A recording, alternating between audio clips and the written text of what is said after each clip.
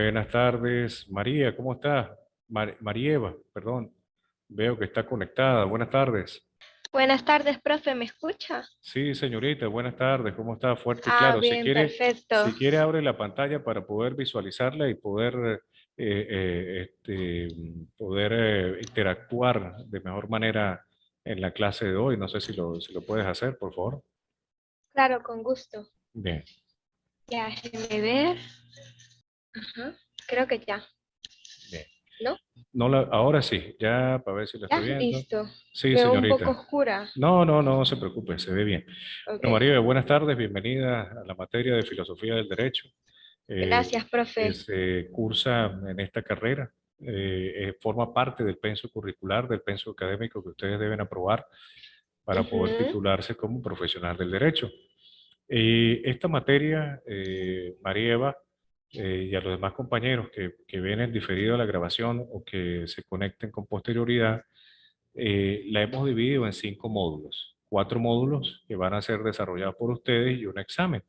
Ya en el primer módulo, yo creo que se le fue la señal a ella, Darwin, sí, ¿verdad? No sé si, ajá, ahora sí me ve. Bien, perfecto, disculpe, pues, no la había. Ajá, entonces, como le decía, Marieva, se ha dividido en 5 módulos. 4 módulos, ya ustedes tienen 3 módulos allí para desarrollar. Y el cuarto módulo vamos a hacer un análisis sobre el juicio a Jesús. No sé si ustedes, sé que hay profesionales en esta carrera que están cursando la carrera de Derecho, si en algún momento han escuchado, o han observado o han discutido el tema sobre el juicio a Jesús. Si no, este es el momento para nosotros revisarlo en esta materia de filosofía del derecho. Ese va a ser el cuarto módulo, la cuarta actividad, ok, y allí lo vamos a analizar este fin de semana. Yo les voy a cargar el material y les voy a dar la fecha. Eso creo que va a ser para mediados del mes de marzo, más o menos, que se debe presentar ese cuarto módulo. Ya los 3 primeros módulos ya están, ya los tienen ustedes cargados. De hecho, el día de mañana ya termina el tiempo para presentar la primera actividad que se ajá, la trata, primera actividad es la creo que es exposición y una el mapa exposición, conceptual. perfecto, una exposición en mapa conceptual, pero el sistema está programado para que tenga una prórroga de de 2 días. Es decir, si usted mañana no lo pudo presentar, automáticamente el sistema se lo programé para que les diera una prórroga de 2 o 3 días, si por diferentes circunstancias, problemas de luz, internet o algún problema de Ok, salud, ustedes no pudieron presentarlo, pues tienen esa posibilidad. De todas maneras, Bélgica, que veo que está conectada, si ustedes si tienen alguna duda o requieren alguna autorización porque no pudieron presentar la actividad en el tiempo, pueden comunicarse y con mucho gusto, si justifican las razones, pues se le puede ampliar ese lapso. Perfecto, bien. ok. Ese juicio de Jesús, cuando lo vayan a revisar, vamos a separar el aspecto religioso, ¿no? El aspecto de la fe que nos mueve, por supuesto, que mueve a la humanidad, lo vamos a separar y vamos a analizar el juicio de Jesús desde el punto de vista jurídico. Lo vamos a revisar de esa manera. Entonces yo con posterioridad pues le estaré cargando esa actividad para que ustedes la puedan desarrollar. Perfecto. Entonces, ya Perfecto. para comenzar a la clase de hoy, vamos a cargar aquí el material, por favor. Bien, bueno, no me he presentado, me pido disculpas, les pido disculpas. Mi nombre es Sandro Márquez, soy abogado, egresado de la Universidad Católica del Táchira en el año 2003, eh, una maestría en Derecho Procesal Penal y actualmente curso también una maestría en Ciencias Jurídicas en la Universidad Experimental de las Fuerzas Armadas. Nosotros para comenzar a hablar de filosofía del derecho, el cual resulta de gran importancia para el jurista Marieva y Bélgica, si me está escuchando, porque Sí, lo estoy evidentemente, escuchando, profe. bien, porque evidentemente la filosofía del derecho permite al jurista, a ustedes como futuros juristas, realizar un análisis, una justificación del porqué de la petición o la decisión. Recordemos que ustedes como futuros profesionales del derecho, pues ustedes ante los órganos tribunalicios, ante el órgano jurisdiccional, usted va a hacer una petición, pero esa petición debe ir argumentada y es allí donde entra la filosofía. Y en este caso, pues la filosofía del derecho. es importante, es una herramienta fundamental para el futuro jurista, para el profesional del derecho, al igual que con las otras ramas del derecho, con las otras materias, procesal penal, civil, lógica, jurídica, entre otras materias de gran importancia, que se acumulan en una sola y permiten a ustedes como futuros profesionales pues tener las herramientas necesarias, la capacidad académica necesaria para hacer las peticiones que correspondan al órgano jurisdiccional y que esa petición surta el efecto que usted pretende como profesional del derecho. Entonces, pero antes de nosotros comenzar a hablar de la filosofía del derecho, antes de definirla, antes de conceptualizarla, pues nosotros debemos referirnos a lo que es la filosofía. No podemos hablar de filosofía del derecho si no hablamos de filosofía. Realmente, cuando veamos ahorita a los primeros, a los pioneros, mejor dicho, tales de Mileto, Aristóteles, Sócrates, Platón, que fueron los primeros pensadores o los primeros filósofos, o mejor dicho, que dieron origen a la filosofía, eh, y, y eso ocurre principalmente porque hay un cuestionamiento del porqué de las cosas. Cuando hay un cuestionamiento, usted incursiona en la filosofía. Cuando usted se hace una pregunta, el por qué estudio derecho, el por qué forma parte de esta universidad, el por qué del día, el por qué de la noche, bueno, eso forma parte de la filosofía, eso ocurre en la filosofía. Filosofía es producir cuestionamiento, es reflexionar sobre un tema en particular.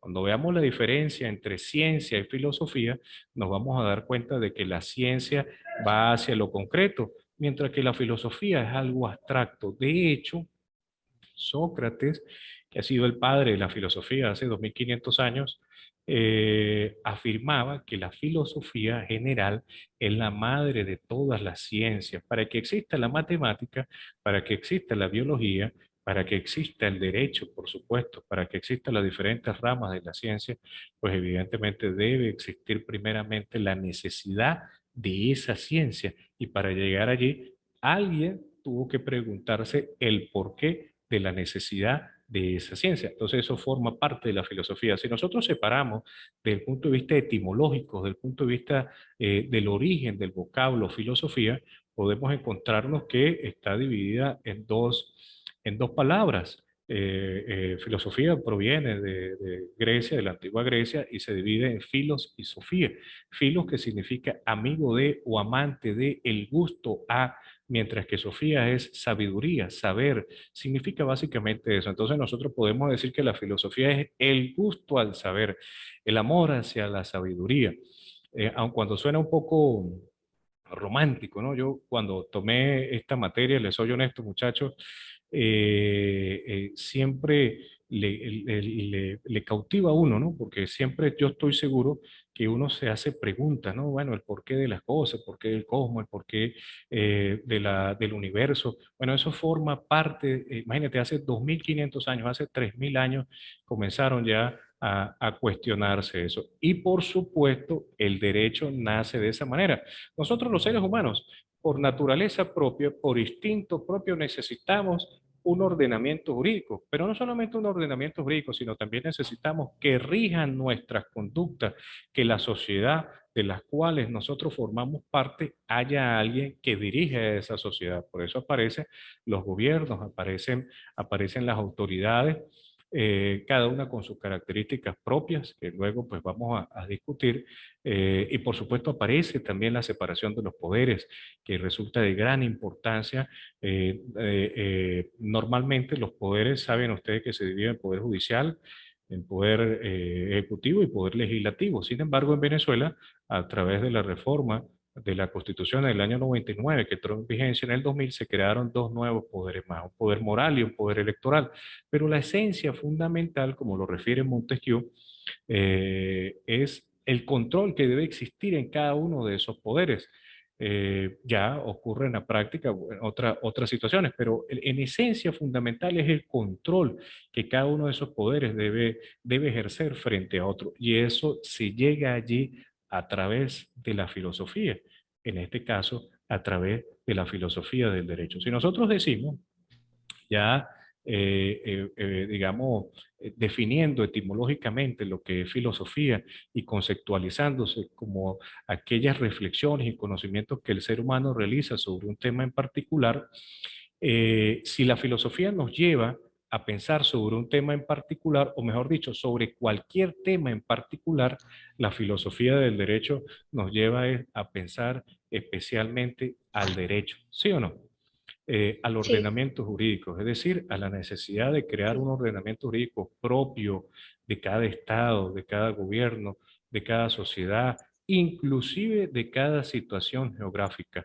Eh, Países que no tienen mar, que no tienen acceso al mar, pues evidentemente no pueden legislar sobre temas marítimos.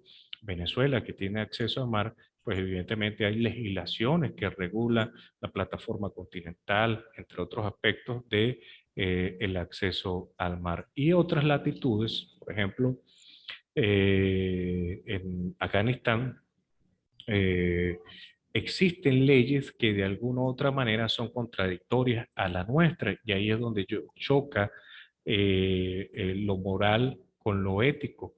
¿Por qué razón? Porque allá, de alguna u otra forma, existen, digamos, son permisivos inclusive al hombre de tener 5, 6, 10 esposas.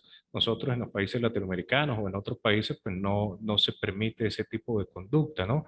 Entonces, lo que allá es, o es normal, digamos, he visto, no es inmoral, para nosotros lo pensamos de otras maneras. De hecho, aquí en Venezuela la bigamia, cuando usted contrae un segundo matrimonio, pues constituye un delito, ¿sí me entiende? Entonces, y eso Sí. ocurre a través de la filosofía, pero esencialmente, perdón, por la filosofía del derecho, pero esencialmente depende de la cultura, de la idiosincrasia de cada pueblo, de cada sociedad.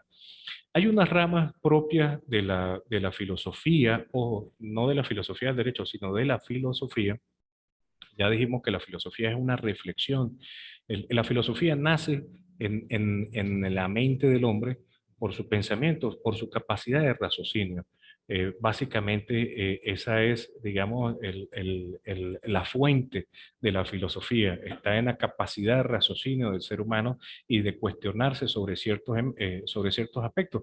Pero las ramas tradicionales que nosotros podemos clasificar la filosofía, podemos hablar de la metafísica, que comprende el estudio de los orígenes y las causas de todas las cosas, de lo natural, del objeto, inclusive de lo sobrenatural. En la antigua Grecia y hasta, bueno, inclusive en la actualidad, se cree mucho en las cosas oscuras, en las cosas ocultas, mejor dicho, y de alguna otra manera, pues eso trata de estudiar, de tratar de entender si hay vida después de la muerte. Al preguntarse usted si existe vida después de la muerte, ya usted de alguna otra manera, pues ese pensamiento transita en lo que nosotros conocemos como filosofía. La ontología, que se encarga de ocupar el ser, pero no el cuerpo, sino la persona misma, su conducta, su comportamiento, la lógica, que son los principios y formas adecuadas del saber. La lógica permite acertar ciertos aspectos a través de silogismos, que son los que son aplicados en la lógica, que permiten tener una conclusión. La ética, lo que hablábamos hace un momento, que cuestionan los aspectos de la moral, del buen vivir. Sin embargo, la ética tiene que ver mucho con las sociedades, ¿no? Lo que nosotros aquí consideramos moral y ético en otras sociedades pudiera ser que no se configure, aun cuando lo moral y ético siempre tiene una lucha constante, ¿no?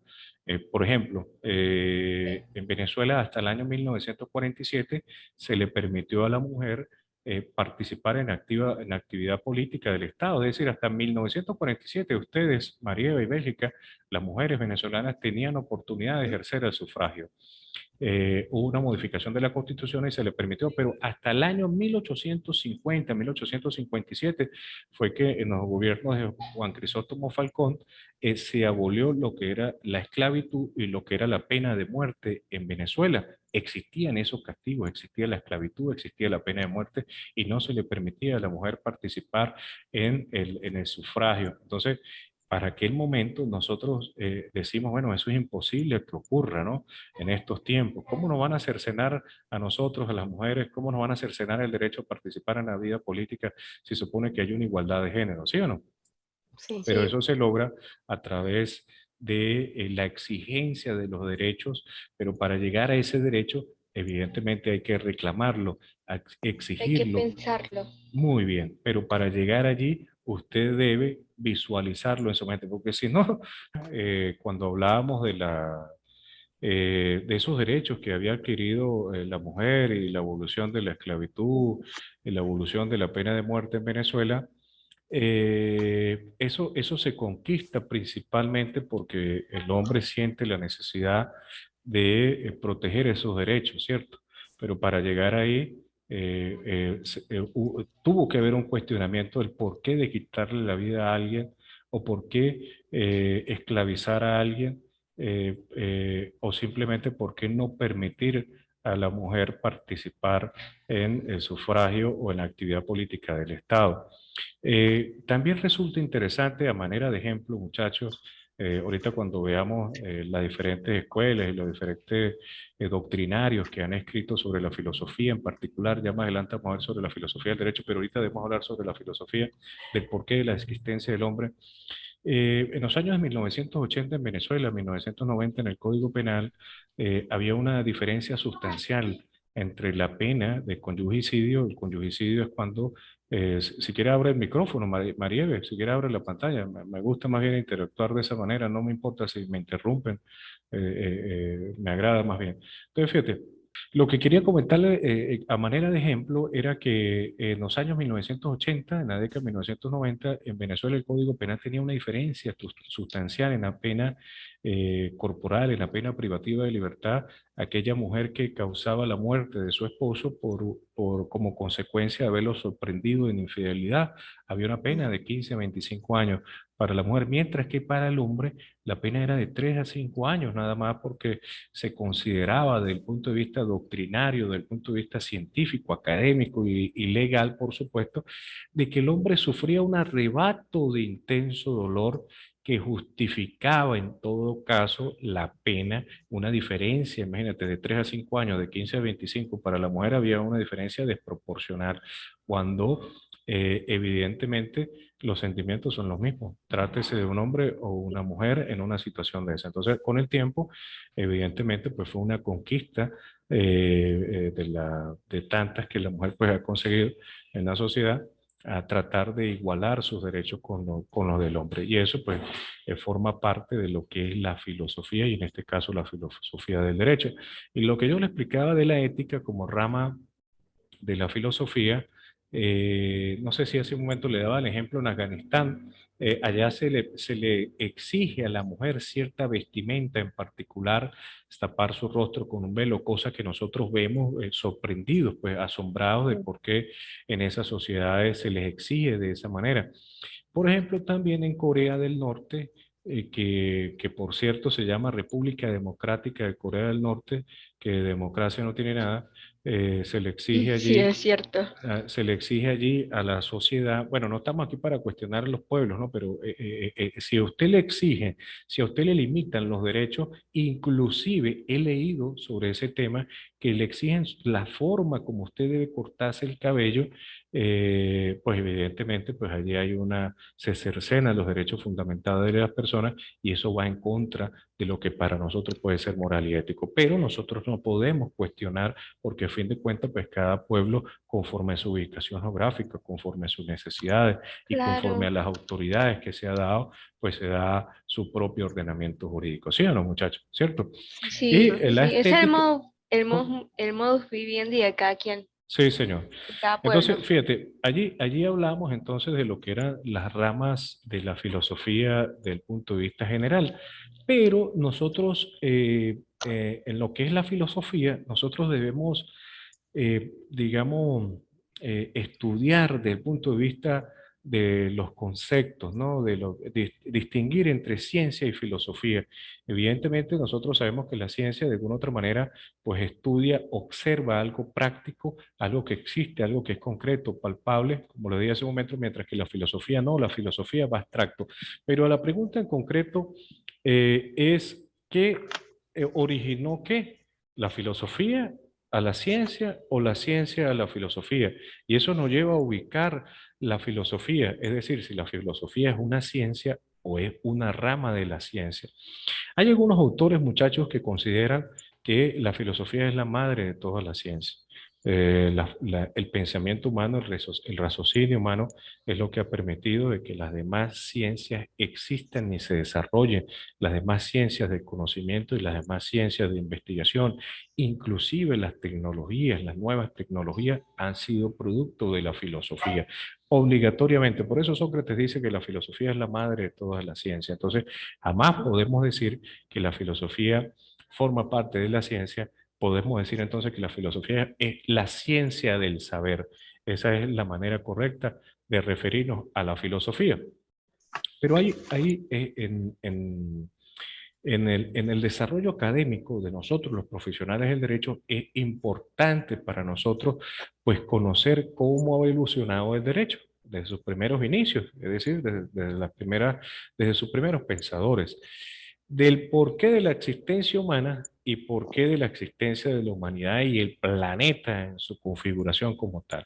El primero de ellos, hablamos de Tales de Mileto, así se llamaba este atinense, origen griego, nacido 500 años antes de la época de Cristo, es decir, hace 2500 años.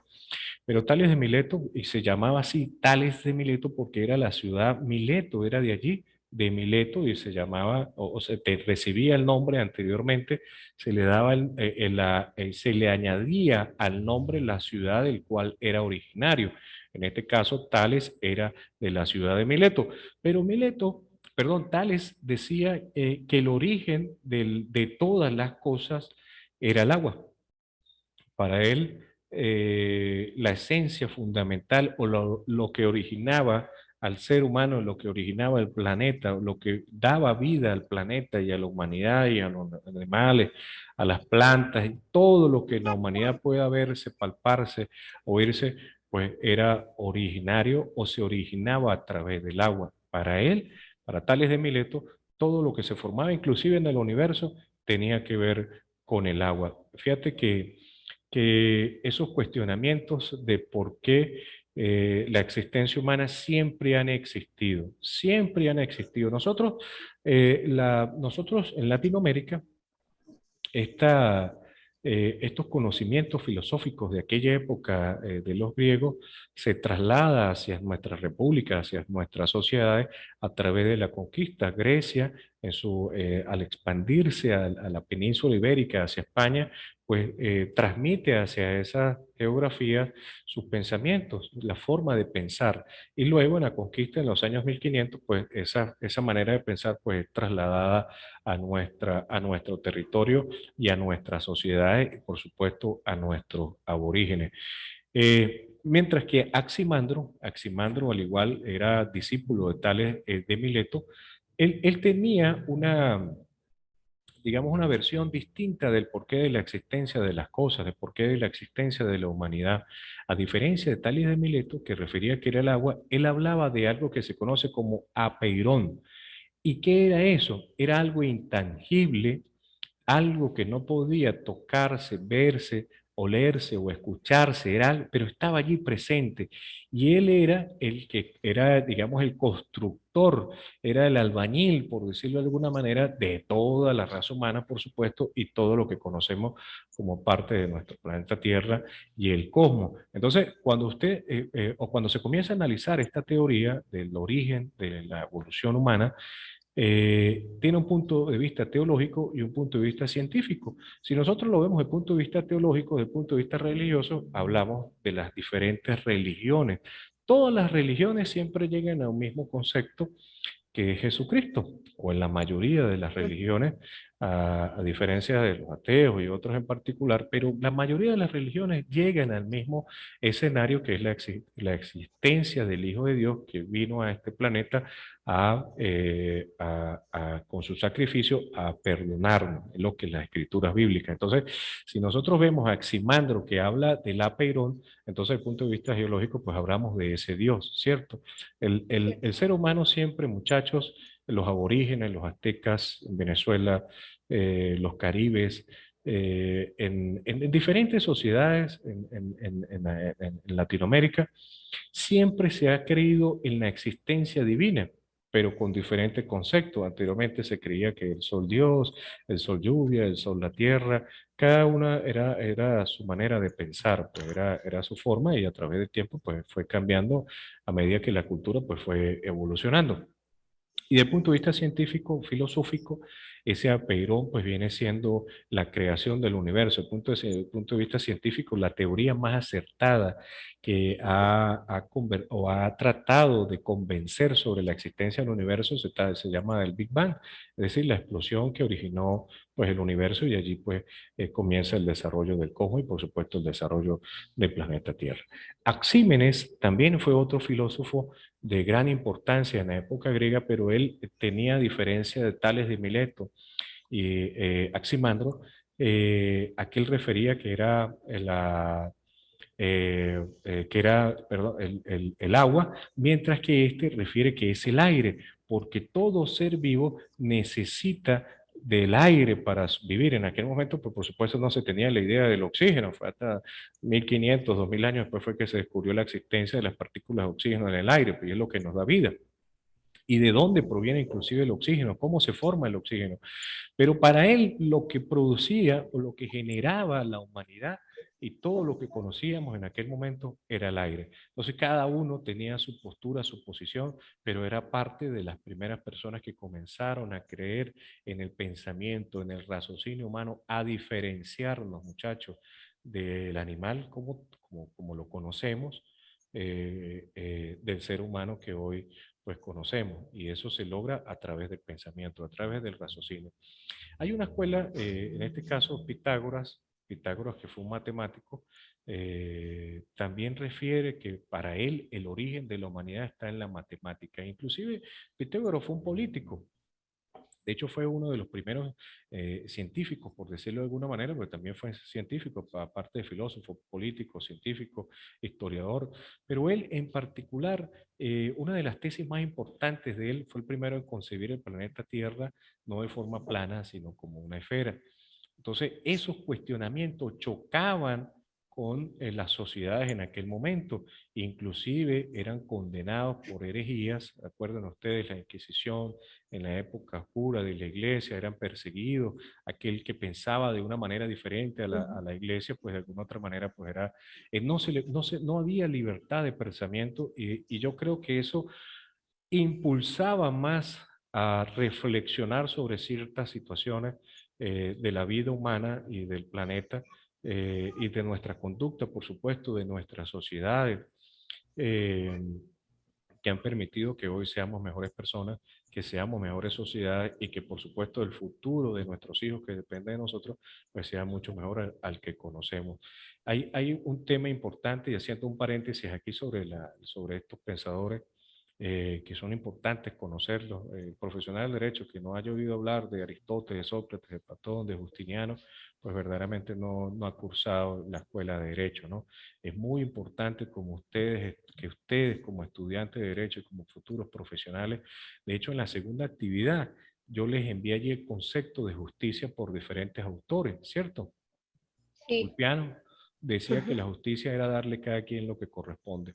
Entonces, fíjate, eso lo escribió hace 2500 años y, no, y creo que sus palabras aún tienen vigencia, ¿no? Darle a cada quien lo que corresponde. Pero lo que quería comentarle hace un momento en el paréntesis que iba a ser en esa época, pues verdaderamente se le castigaba a aquellas personas que pensaban de una manera distinta, que pensaban de una manera diferente. y ocurre un cuestionamiento, ¿no? ¿Qué hubiese sido de nuestra sociedad venezolana? ¿Qué hubiese sido de nuestra sociedad latina, latinoamericana, si verdaderamente no hubiese existido una conquista? Porque parte de nuestra cultura, parte de nuestra educación, parte de nuestra enseñanza, pues ha sido transmitida por otra cultura, la cultura española. Pero ahora la Sí. pregunta es, ¿eso nos permitió avanzar o nos retrocedió? ¿Íbamos bien en nuestra cultura de aquella época o ese choque de culturas nos transformó? Entonces, ese cuestionamiento es lo que los filósofos normalmente realizan. Pues, y esto lo comento en una clase de posgrado, el profesor nos hablaba sobre ese tema y nos sorprendía porque pues verdaderamente uno no sabe si fue mejor la enfermedad o el remedio, como dicen por allí. ¿Qué hubiese sido mejor? Si permitir que nuestra sociedad avanzara como venía avanzando, con su propio criterio, con su propia tecnología, con su propia invención, o bajarnos del caballo y montarnos en un carro, como dicen por allí. Es decir, que trasladarnos una cultura mucho más avanzada que la nuestra, si nos hizo daño o nos favoreció. Cada quien pues dará su opinión al respecto, ¿cierto? ¿Sí o no, muchachos? Bueno, Sí, Sí. señor. Pitágoras refería a eso. Pitágoras decía que el origen de la humanidad pues tenía que ver con las matemáticas y él hablaba de la igualdad de los derechos y la igualdad de los derechos se traducía en la matemática, tenía que ser exacto. Para él el mundo, la tierra, la humanidad era perfecto y eso se debía a la matemática o a los números en particular. Sócrates, que fue también eh, un filósofo de origen griego, nacido en el año 469 antes de Cristo y murió en el año 399 antes de Cristo, y con una anécdota, Sócrates muere prácticamente condenado, señalado por las autoridades porque se decía que él de alguna u otra manera perjudicaba a los jóvenes al sembrarle ideas que no eran comunes para aquel momento.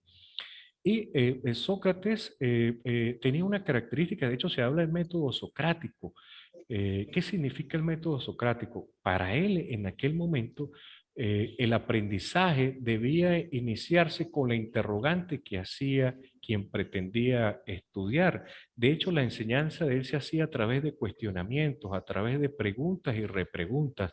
Y no nada más alejado este método socrático de aprendizaje y también la mayéutica, que fue una invención de él, como lo dice allí en el último punto, que fue aplicado por Sócrates a través de preguntas, se descubrían los conocimientos. Fíjate que no nada más alejado de la realidad en un proceso judicial, en un debate judicial, cuando usted como futuro profesional del derecho se traslada a una sala judicial y usted realice un buen interrogatorio, un buen interrogatorio y añade las preguntas y repreguntas adecuadas, usted puede obtener lo que usted pretende buscar en ese testigo, en esa persona que usted está entrevistando, que usted está sometiendo al interrogatorio. Entonces, fíjate lo que hace 2500 años, muchachos, Sócrates decía de que los conocimientos, la verdad se descubre a través del interrogatorio.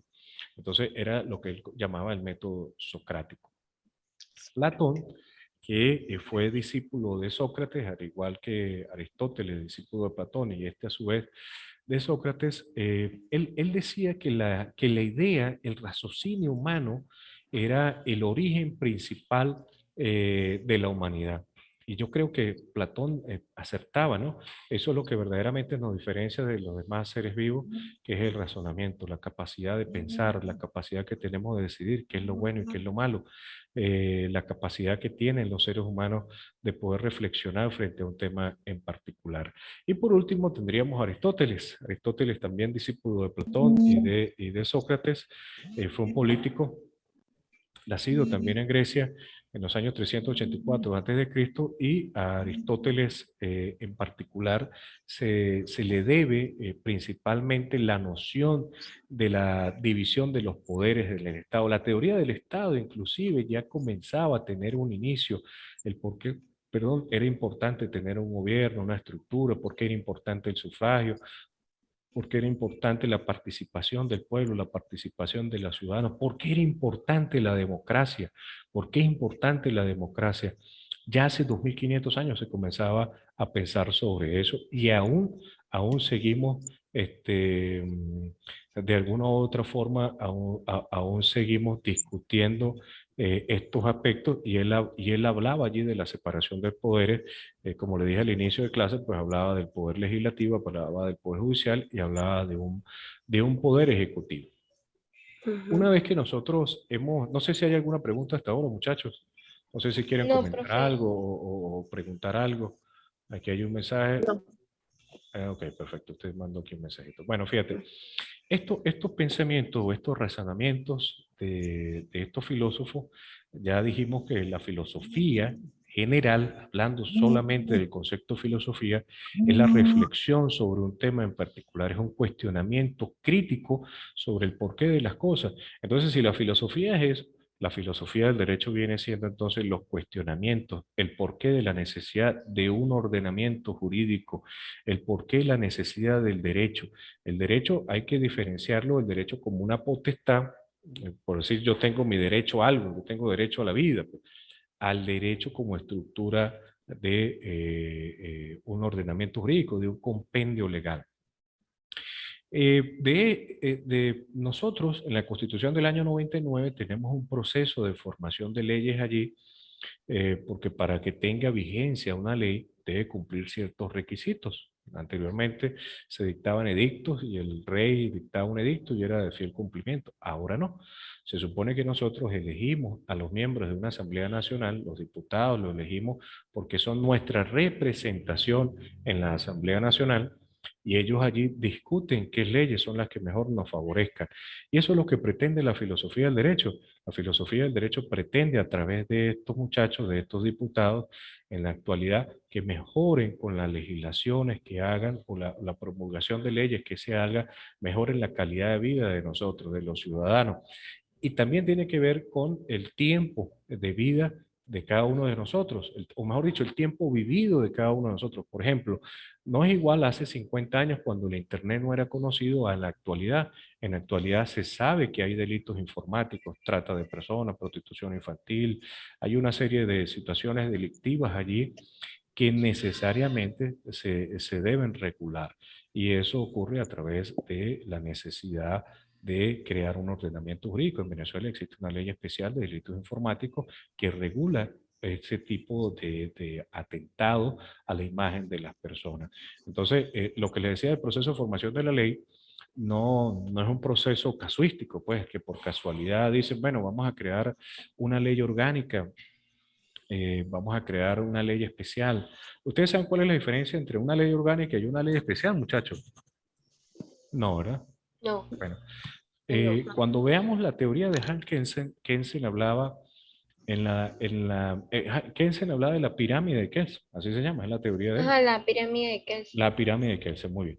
Kelsen habla de que la Constitución Nacional es la norma suprema, pero de allí en adelante, en orden de prelación, se van aplicando sucesivamente ciertas normas. Por ejemplo, evidentemente primero están las leyes orgánicas y los códigos, en este caso el Código Orgánico Procesal Penal y el Código Civil, o la Ley Orgánica de Tributos, o la Ley Orgánica contra las Drogas, pudiera ser. Entonces, se aplican en preferencia con leyes especiales, por ejemplo, la ley especial contra el contrabando, la ley especial de hidrocarburos, la ley especial del ambiente, la ley especial de precios justos. Entonces, de manera consecutivo, por decirlo de alguna manera, siempre con la prelación de una a otra, se van aplicando leyes que se les ha dado el carácter orgánico a otras leyes especiales. ¿Y por qué hago referencia a esto? Porque hay un proceso establecido en el artículo 202 y siguiente de la Constitución Nacional que refiere cuál es el proceso de formación de una ley, desde su iniciativa, su discusión, su promulgación, su promulgación y la publicación en la Gaceta Oficial. Son 5 pasos que tiene el proceso de formación de una ley establecido en el artículo 202 de la Constitución Nacional. Es decir, debe haber un protocolo. De hecho, De hecho, allí también en la propia Constitución subsana ciertas situaciones. Por ejemplo, si el presidente de la República no quiere promulgar una ley porque no le parece, entonces puede la Asamblea Nacional enviar al Tribunal Supremo de Justicia para que haga las correcciones correspondientes y una vez hecha sea promulgada esa ley. Incluso las leyes habilitantes, cómo se otorgan las leyes habilitantes. Eso nosotros lo vamos a ver en el último módulo, aun cuando no forma parte de esta materia, porque forma parte de Derecho Constitucional y otras materias que ustedes van a ver, pero sí vamos a hacer mención a grosso modo de eso allí. Entonces, hablando de la filosofía del derecho, eh, decíamos entonces que la filosofía viene siendo esa parte especial de la filosofía que de alguna u otra manera pues permite crear el ordenamiento jurídico que cada sociedad pues pretende no, necesita. No podemos hablar de Estados Unidos, de países europeos, compararlos con nosotros en Latinoamérica, o inclusive en las fronteras colombo-venezolanas. Hay diferencias sustanciables desde el punto de vista legal en comportamientos en Colombia y en situaciones en Venezuela. Entonces, cada país se da su propia legislación, cada país se da su propia constitución y su propio ordenamiento jurídico a través de un principio que es la autodeterminación de los pueblos, es decir, cómo la sociedad, a través de los subgobernantes que ha elegido para que dirija las riendas de esa sociedad, va a crear ese ordenamiento jurídico. Un concepto filosófico, como lo tienen allí en la pantalla, eh, considera que los ordenamientos jurídicos son creaciones humanas que se desarrollan y cambian en el transcurso del tiempo. Lo dijimos hace un momento. No podemos concebir, aun cuando se habla de los 10 mandamientos, que son las leyes divinas, ¿no? Las leyes de Dios que fueron creadas por Dios para su efectivo cumplimiento. Pero en todo caso, la filosofía del derecho permite entender que de alguna u otra manera los ordenamientos jurídicos son creaciones humanas que cambian con el transcurso del tiempo. Y un ejemplo del cambio del transcurso del tiempo, cuando le decía hace un momento del conyugicidio, la disparidad que existía en la pena hacia la mujer y hacia el hombre, pues evidentemente va cambiando con el transcurso del tiempo. El derecho es siempre un sistema normativo efectivamente válido y vigente en un grupo social determinado. ¿Por qué en un grupo social determinado? Porque la ley tiene una vigencia territorial. No podemos decir que delitos, o mejor dicho, que una ley que exista en Venezuela tenga vigencia en Colombia o viceversa, ¿no? Tiene un espacio específico, tiene un territorio donde esa norma se va a aplicar. Es un conjunto de normas de conducta elaborado artificialmente como respuesta a los conflictos y a la necesidad de una comunidad específica en un momento determinado. Fíjate esto importante, dice que es un conjunto de normas de conducta elaborada artificialmente. Eh, hay sociólogos que se encargan del estudio de la criminalidad y una escuela de Chicago, se llama así, Escuela de Chicago, por allá a finales de 1890, principios de 1900, Enrique Ferri, que era quien fue el padre de la sociología criminal, pero en este caso la Escuela de Chicago hablaba de por qué ocurría crímenes en la ciudad de Chicago en Estados Unidos y comenzó a realizarse un estudio financiado por familias pudientes, los Rockefeller y otras familias importantes en Estados Unidos que querían saber el por qué se había desatado la delincuencia en esa ciudad en particular. Entonces, lo primero que comenzaron a hacer estos estudiosos fue analizar el margen de la ciudad, las partes que cercaba a la ciudad, y por eso es lo que se conoce marginalidad, porque está al margen de la ciudad, pues está en las adyacencias, en las afueras de la ciudad, donde esa población pues no tenía la posibilidad de incorporarse a la actividad laboral desde el punto de vista productivo y de alguna otra manera pues tenían cierta necesidad de participar en el delito motivado principalmente a las aspiraciones sociales, a la aspiración material, a la aspiración patrimonial que ellos observaban que tenían otros ciudadanos y estos no. Entonces se dieron cuenta que había una migración interna de los ciudadanos desempleados hacia esos sectores y que de alguna otra manera arrastrados por delincuentes que ya existían allí, mafias delincuenciales, pues comenzaron a experimentar en la participación de delitos. Entonces, eso nos lleva a que esos estudios, esos análisis, esas personas, pues llevan a configurar nuevos ordenamientos jurídicos y, por supuesto, la solución del Estado para evitar los aumentos de la criminalidad. Una de las soluciones fundamentales para disminuir los aumentos de la criminalidad, muchachos, pues aportarle, darle satisfacción al ciudadano en sus necesidades, principalmente la educación, principalmente la salud y principalmente la seguridad. Yo creo que que esos tres aspectos constituyen las columnas que deben sostener todo. Una sociedad que no tenga salud no es una sociedad sana, no solamente la salud física, sino la salud mental. Fundamental. En estos últimos tiempos hemos visto cómo, y fíjate que ahora ya cualquiera carga un teléfono con una cámara, ¿sí o no? Y hemos visto cómo tantas personas, muchachos, se han quitado la vida, se han suicidado. eh, y eso forma parte de la criminalidad del suicidio, no es un delito, por supuesto, ¿se entiende? Porque no se puede Sí, castigar a la persona. Lo que sí se castiga es la inducción al suicidio, es decir, aquella persona que ayudó al otro y le buscó el mecate y le dijo, mira, agarres allá que aquella columna es fuerte y ella puede colgar, ¿se entiende? O tires el piso 15 que ese es el más duro. Entonces, eso es lo que se castiga, la inducción sin éxito perdón, la inducción al suicidio. Entonces, lo que quiero reflexionar con esto es que estos tres aspectos importantes, si no hay salud, la sociedad está enferma; si no hay educación, la sociedad ignora cuáles son sus derechos; y si no hay seguridad, perdón, la sociedad está al margen de infinidad de delitos, pasando por secuestro, extorsión.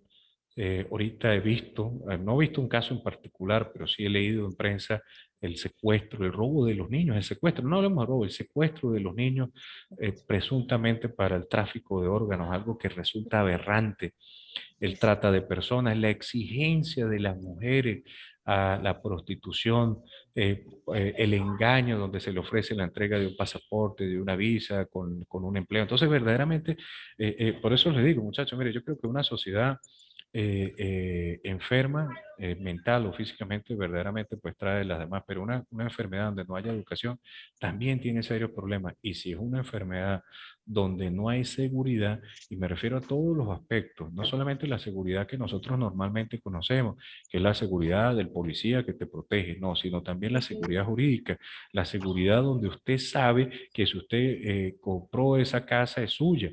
Y no importa si la tiene allá, la seguridad jurídica de las transacciones, donde usted eh, eh, cree en las instituciones. Entonces creo yo que allí son aspectos que deben revisarse. Eso respecto a lo que era lo que quería reflexionar sobre ese tema. Otro, y las funciones de la filosofía, yo puedo resumirla en dos aspectos, una función crítica y una función orientadora. Esa función crítica está en la supervisión de los conceptos y los métodos del derecho. Evidentemente, ¿por qué digo métodos del derecho? Es decir, cómo, por ejemplo, si nos vamos a las penas corporales, si hablamos del derecho penal, ¿no?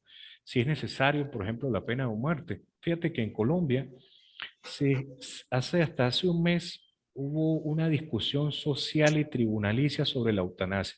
Habían dos personas, un hombre y una mujer, que deseaban calmar su sufrimiento y clamaban, porque en Colombia se dictó una ley especial sobre la eutanasia, para que les permitiera morir para evitar morir. el sufrimiento que tenían. Sí. Esto fue Y su hace un mes, enfermedad. mes y medio, exactamente, por una enfermedad. Entonces hubo una discusión desde el punto de vista social y una discusión desde el punto de vista legal, porque algunos países consideran que no es ético, que no es moral, porque evidentemente el único que tiene ese derecho pues es Diosito. Diosito es el que decide cuándo usted se va y cuándo usted se queda. ¿Sí o no, muchachos? Sí, sí, Pero que sí, usted de señor. manera libre, usted de manera propia, individual, autónoma, decida que hasta hoy a las 3 y 5 de la tarde usted va a vivir, pues Sí, mire, señor. claro, evidentemente, mira, no somos quien para cuestionar, ¿se entiende? Cada quien es libre de tomar sus decisiones, ¿se entiende? Y para llegar a ese punto, créame que se basaron, hubo discusiones jurídicas y sociales para permitir que esa legislación llegara aquí. Nosotros en Venezuela no tenemos eso. De hecho, nosotros también inclusive podemos hablar de la pena máxima para los delitos. Nosotros en Estados Unidos vemos que las personas son condenadas a más de 200, 300 años. En Venezuela no. La pena máxima en Venezuela es hasta 30 años, ¿sí me entiende? Entonces, uno se pregunta, ¿habrá necesidad entonces de que para nuestras sociedades que tienen, digamos, más problemas, más conflictos desde el punto de vista social, trasladar esas normas para tener más control? Ustedes saben que la pena tiene un efecto psicológico en nosotros, en el ciudadano. Si usted comete un delito, va a ser castigado. Entonces, por eso usted, evidentemente, aparte de su composición física, mental, pues está algo externo que le impide cometer un delito porque sabe que de alguna otra manera va a ser castigado. Entonces, esa sería la función crítica, el método del derecho, cómo aplicarlo. Y una función orientadora mostrado lo que debe ser y cómo debe construirse los saberes jurídicos. Tiene que ver con la ética, con la moral de la estructura judicial. Tiene que ver con, digamos, la pulcritud con que se realizan los actos judiciales. Perfecto. No sé si hay alguna Ok. pregunta hasta ahora, muchachos. Sí, profe, en cuanto a la naturaleza jurídica de la filosofía del derecho, Ujú. eh, ahí lo que usted nos está pidiendo es de dónde proviene como tal sus cimientos ante lo jurídico o Bueno, otra ya lo cosa. hemos dicho hoy en clase, fíjate. La naturaleza, cuando uno le pregunta la naturaleza de algo, es por qué se originó, ¿sí me entiende? Entonces, cuando uno dice la naturaleza jurídica de la filosofía del derecho es por qué se origina desde el punto de vista jurídico la filosofía del derecho, es decir, qué aporta la filosofía del derecho en el ámbito jurídico, ¿se entiende? Ok, Perfecto. sí, señor. Bien. ¿Alguna otra Ok. pregunta? Bélgica. No, por mi No, parte no. Bien, perfecto. Bueno, vamos a dejarlo hasta aquí, muchachos. No sé si quieren comentar algo, si quieren agregar algo a la clase de hoy. Eh, no, no, profe. No, Perfecto, no. listo. no tengo nada Bueno, más que agregar. ya saben Ok. que aun cuando no lo he cargado en sistema, el cuarto módulo va a referirse sobre el análisis del juicio de Jesús. Se van a dar cuenta que es bastante interesante ese análisis. Hay mucho material en internet, en libros. Yo les voy a enviar ese material para que ustedes lo revisen, porque resulta verdaderamente, desde el punto de vista jurídico, bastante, o sea, le complace al futuro jurista pues, conocer cuáles fueron las deficiencias jurídicas en ese proceso, qué debilidades judiciales existieron allí y qué llevó como consecuencia de ello, pues a lo que todos sabemos, la crucifixión de Jesús. Perfecto. ¿Cómo es el ¿Estamos? nombre, profe? ¿Me lo repite, por favor? Juicio a Jesús. Juicio a Pero eso, Jesús. tranquilo que eso es el cuarto módulo. Ese es el Ah, cuarto ok, módulo, yo se falta. lo voy a cargar este fin de semana, Dios mediante, ¿ya? ¿Ok? Con las Ok, actividades está todo Ok. claro, ¿cierto? sí, señor. Sí, perfecto. Esa era la única duda que tenía ante la actividad. No se preocupe, no se preocupe. Allí ustedes, mira, yo creo que uno disfruta más cuando ustedes hacen sus propios comentarios, no cortar y pegar, porque pues la información, yo les voy a ser honesto, ¿no? Uno es estudioso de la filosofía del derecho, pero uno no es experto y mucho menos creador de esta materia, ¿cierto? Ujú, Sino que sí. uno a través del estudio pues ha hecho, digamos, permite transmitirle a ustedes estos conceptos que corresponden a esta materia. Pero es importante que ustedes también hagan un análisis propio, corto, así sea, de cada concepto, tres, cuatro líneas. Eso es muy importante porque va a despertar en ustedes habilidades que a futuro le van a servir como herramientas idóneas y necesarias en el campo laboral. Porque si no, usted va a estar atado a un libro. Si el juez le pregunta, fulanito, tal cosa, doctor, ya, voy a revisar aquí el libro. Entonces, eso le permite a ustedes tener esa capacidad, sobre todo nosotros ahorita en Venezuela con los juicios orales. Los juicios orales resultan de gran importancia en el debate y en materia civil van a venir esos juicios orales, en materia laboral igual, en protección de niños, niñas, adolescentes. Entonces, verdaderamente, la oralidad va a ser fundamental. Cuando ustedes revisen allí, hablando de la oralidad, Pericles fue uno de los mejores abogados en la época en la antigua griega, en la antigua Grecia. en Atenas. Pero no era el abogado que nosotros conocemos ahora, el profesional, sino el abogado era un amigo que conocía sobre los hechos e iba a alegar allá en ese tribunal por su amigo. Pero tenía una buena oratoria. Pericles es, digamos, considerado uno de los mejores oradores, uno de los mejores abogados, por su capacidad de convencer que tenía ante la autoridad.